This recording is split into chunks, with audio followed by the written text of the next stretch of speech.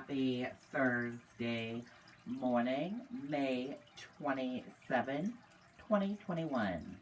I'm Riley King. Welcome to this Thursday morning edition of the Riley King Newscast, right here on the Riley King Network.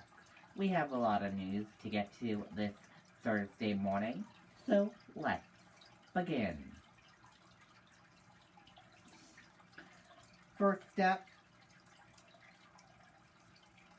judge dismisses lawsuit involving youth detention center. Let's take a listen to that video from WMUR News 9.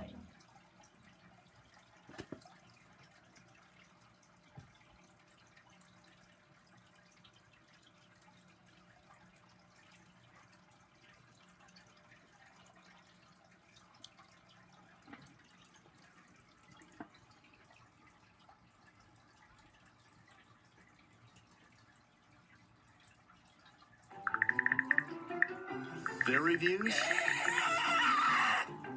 our reviews. I'm so happy. Find out what we're all about at adamvroofing.com. We are following some breaking developments regarding the class action lawsuit filed against New Hampshire's Youth Detention Center in Manchester. A judge has now dismissed this suit involving 300 people who allege decades of abuse. Ray Brewer joins us live in Manchester now with the details on this decision. While the judge tossed out the class action lawsuit, he did leave the door open for individual claims against the state. Attorney Russ Riley represents more than 300 men and women who say they were physically or sexually abused as children by 150 staffers at the Youth Development Center. The alleged abuse happening between 1960 and 2018. In April, 10 former workers were either charged with sexually assaulting or acting as an accomplice to the assault of more than a dozen teenagers from 1992 to 2007.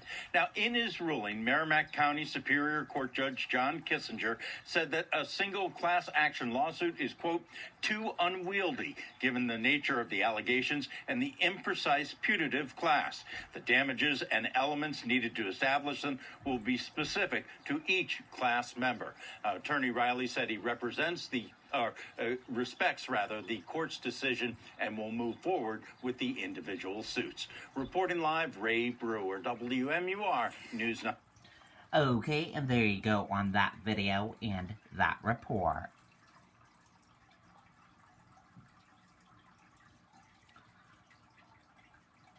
New Hampshire primary source. Biden administration sides with Massachusetts over New Hampshire in income tax court battle. Let's take a listen to that video from WMUR News 9. For the easy and the complex, the small stuff and the big, we're here with the affordable local loans, easy to manage accounts, and financial advice to help you blaze a trail, figure stuff out, and make your money go farther. We're Granite State Credit Union. Live bold. It is a taxing problem brought to light by the pandemic. Residents working remotely from their homes in tax-free New Hampshire for businesses located in Massachusetts. In the past, those days would often be credited as tax-free. Now Massachusetts wants telecommuters to pay up. The acting U.S. Solicitor General filed a recommendation that the U.S. Supreme Court not hear the case. Now New Hampshire political leaders want to be heard. The Biden administration is wrong here. They are taking the wrong position. New Hampshire was right to ask the Supreme Court to take on this case because it is a case between two states. There's no rational basis for one state reaching in and taxing people who are working from their homes in New Hampshire. So I'll continue to fight for changing this. Governor Sununu tweeted, try as they might, overreach by Washington politicians and efforts by the Biden administration will not deter New Hampshire from fighting against Massachusetts' unconstitutional attempt to tax our citizens. We remain confident that the Supreme Court will hear our case and that we will win. Congressman Chris Pappas says with more people working from home, a federal fix is needed. We have legislation that we will be filing soon to help clarify these multi-state tax jurisdictions. to try to get some fairness for the people of New Hampshire and people from other states, frankly. And political leaders say taxpayers in New Hampshire have the right to band together to challenge the recommendation and get the High Court to hear the case. In Manchester, Jean Mackin, WMUR News 9. Okay, and there you go on that video and that report.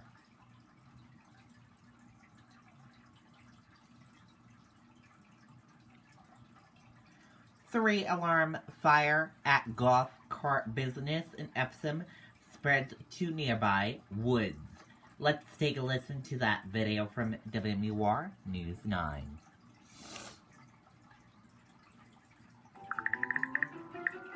Their reviews, our reviews. I'm so happy. Find out what we're all about at adamvroofing.com.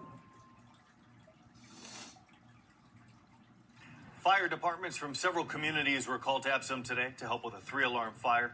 It started just after noon at a golf cart business on Route 4. Flames spreading across multiple carts and pallets of batteries and then into the nearby woods. It took crews some time to get the fire under control. No injuries have been reported, but up to 40 golf carts were destroyed. Okay, and there you go on that video and that report.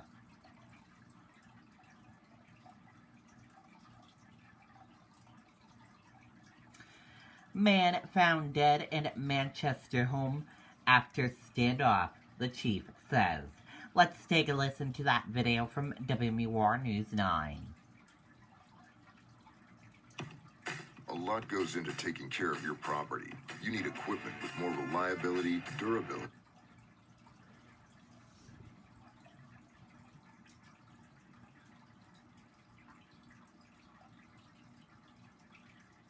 A 41-year-old man was found dead inside the home from what authorities believe was a self-inflicted gunshot wound after an hours-long effort to bring the situation under control. Communications with the man ended earlier this afternoon after ongoing negotiations. Officers deployed irritants into the home in the hopes of driving him out safely before a drone was then sent inside, discovering the man in the basement. SWAT officers were able to get inside the residence. After taking many deliberate steps, entry was made and suspect was located inside the residence. Manchester's police chief crediting his officers and agencies helping out with showing restraint. They deserve a lot of credit. They're out here in this hot weather today, with all their gear on and keeping them hydrated. They are, hands down, in my opinion, the most professional, most prepared SWAT team in this state, if not New England. Tonight, as the investigation continues, the chief is thankful no officers were hurt, but it's a difficult outcome. He's got loved ones and people that care about him. That's unfortunate, and that's the human side of this that my officers will take away from this. Now, officers were called to that same address last year for a deadly shooting. The chief says it's unclear if today's incident was related to that. In Manchester, I'm Charisse LeClaire, WMUR News 9. Okay, and there you go on that video and that report.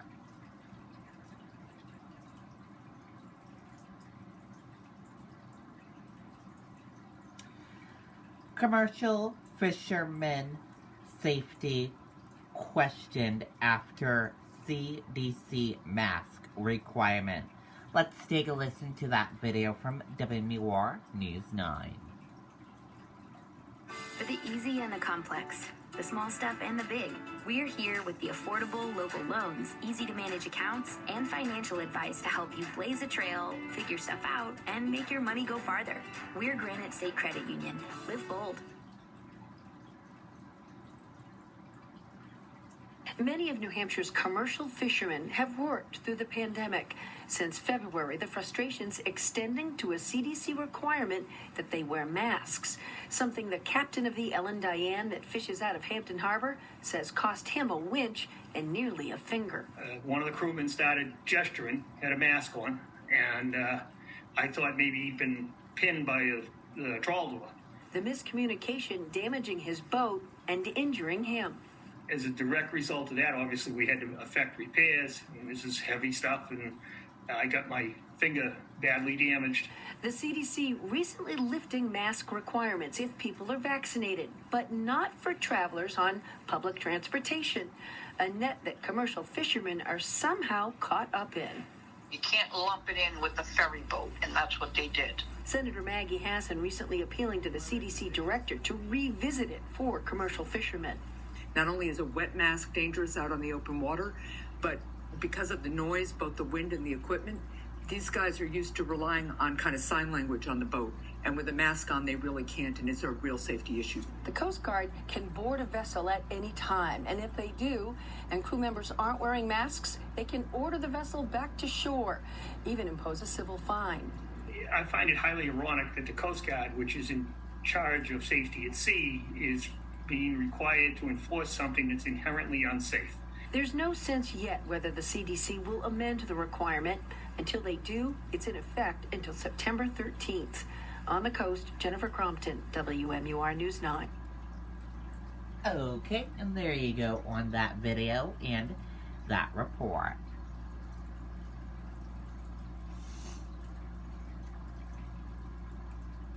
Two additional COVID-19 related deaths announced in New Hampshire. Let's take a listen to that video from WMUR News 9. A lot goes into taking care of your property. You need equipment with more reliability, durability.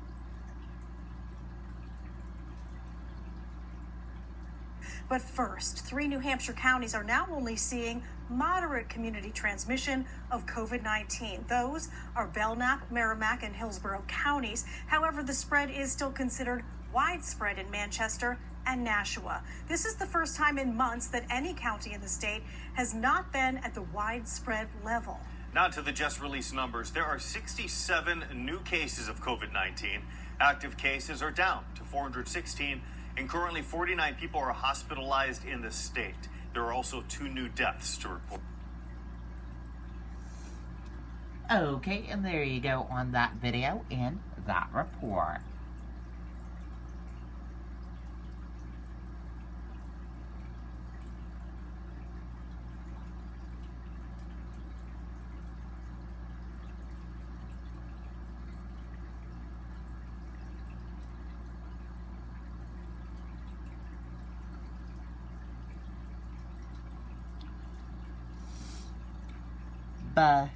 Hannah Rivera takes the stand in his own trial. Let's take a listen to that video from KCCI Iowa News. Lima, let's get out there and help people customize and save with Liberty Mutual. Tony Balonovich here with another reason not to eat the Jimmy's Johns. These tryhards fresh baked them. Good evening. First at 5, bombshell testimony from Christian Bahena Rivera today as he took the stand in his own murder trial. Bahena Rivera told the court 2 other men in masks killed Molly Tibbetts and forced him to help them hide the body. How many times did you drive by Ms. Tibbetts? Alrededor de 3 o 4. Around 3 or 4. And that was at direction of these men, is that right? Correct.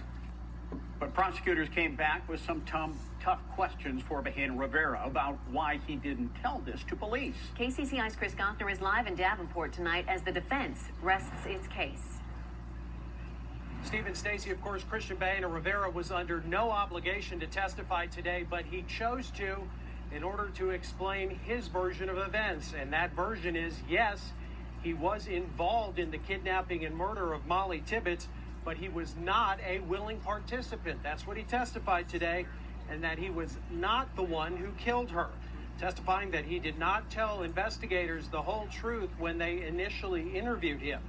The crux of his testimony was that 2 unidentifiable men came to his trailer, told him not to do anything stupid, then forced him to drive, passing Tibbetts a few times as she was jogging.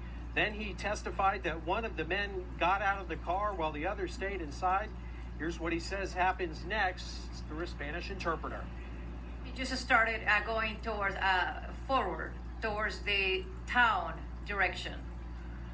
How long was he gone? Alrededor de 10-12 minutos. Around 10 to 12 minutes. The guy in the back, was he doing anything? What I heard him saying is, come on, Jack. What happened next? Well, around like 12 minutes after, that person comes back to the car. He gets in. What happens next? Me piden que siga manejando. They asked me to continue driving. Now, Bahena Rivera did not identify the men as Dalton or his brother Blake, Jack, or anyone else for that matter. His attorneys have been trying to cast suspicion, though, on Dalton throughout the trial. Bahena Rivera claims after the men returned, he was ordered to drive to a rural Poweshiek County cornfield where they took off, never seeing them again, but not before they threatened his daughter's life if he told anybody. Bahena Rivera says he then opened the trunk after they left, found Tibbetts' body, and placed it in the cornfield himself, covering her body with corn stalks to keep her out of the sun. He says prosecutor Scott Brown had some tough questions for Bahena Rivera on cross-examination, trying to poke holes in his account and implying that certain elements of it simply beggar belief. You drove the two men in your Malibu to the cornfield where you dumped Molly Tibbetts, correct? Yes. And you're telling us that you drove back to your home alone? Yes. And you happened to find your cell phone and the keys in the trunk of the car? Yes. And these two men just disappeared? Así es. That's right. Now, Bahena Rivera testified that he chose not to call police and lied to them later out of fear for his daughter's safety. Brown also questioned him on that today. Now, with the defense resting its case today, we're expecting to go into closing arguments tomorrow and then jury deliberation, although before that, the prosecution is able to call rebuttal witnesses to the stand if they so choose. We're live in Davenport. Chris Goffner, KCCI News, Iowa's news leader. And it wasn't clear until today whether Bahena Rivera would take the stand. Some defendants don't testify in their own defense. KCCI's Scott Carpenter talked to a legal expert about why Bahena Rivera's lawyers would call him as a witness. Well, Stacey, I spoke with Lucas Taylor, a defense attorney in Des Moines. He says a defendant taking the stand is not unique. Taylor says the defense will call their client if they feel it gives the jury a clear picture of their story. When Bahena Rivera was under oath, he testified that two armed men forced him to take them to the spot where Molly Tibbetts was jogging. The defense trying to make the case that Bahena Rivera was forced to comply. Taylor says this could result in a not guilty verdict, but only if the jury believed his testimony. It's going to come down to, in this case, whether the jury believes that he was credible in his testimony and whether his story makes sense. And so it comes down to, do you believe him or not? And as Chris was saying earlier, Rivera also testified that he heard one of the armed men say, "Come on, Jack," in the backseat of his car, implicating a specific person was involved in the killing. We hear from Taylor on how he thinks that could influence the jury tonight at 6. KCCI brought you Bahena Rivera's testimony live just after he took the stand this morning. And tomorrow morning at 8:30, we will bring you closing arguments as they get underway, live from Davenport.